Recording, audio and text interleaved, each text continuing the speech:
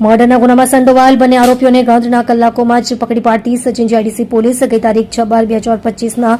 રાત્રિના કલાક 11:15 થી કલાક 11:30 વાગ્યા દરમિયાન Sachin GIDC Lakshmi textile park ખાતા નંબર F800 ની દિવાલ પાસે મરણ જનાર ગગન કુમાર ઉર્ફે ગૌરવ મહાનંદાસ નાવને એક સ્પ્લેન્ડર મોટરસાયકલ ઉપર આવેલ બે અજાણ્યા ઇસમોએ કોઈ અગમ્ય કારણસર શરીરે છાતીના ડાબી બાજુ નિપ્પલની નીચે તથા નાભીની ડાબી બાજુના પેટના ભાગે તેમજ ડાબા પગના સ્થાપાના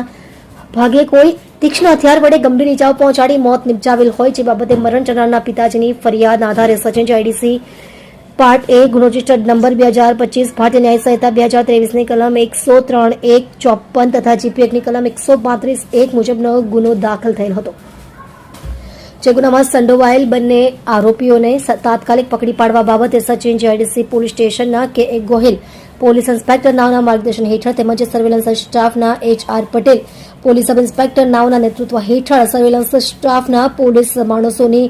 અલગ અલગ ટીમો બનાવી ગુનાવાળી જગ્યાની આજુબાજુના સીસીટીવી ફૂટેજો ચેક કરી તથા હ્યુમન સોર્સિસના આધારે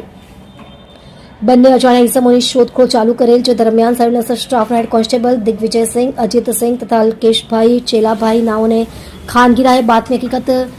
મળેલ જે આધારે સદર ગુનામાં સંડોવાયેલ બંને આરોપીઓની મર્ડરના ગુનામાં સંડોવાયેલ બે આરોપીને ગણતરીના કલાકોમાં જ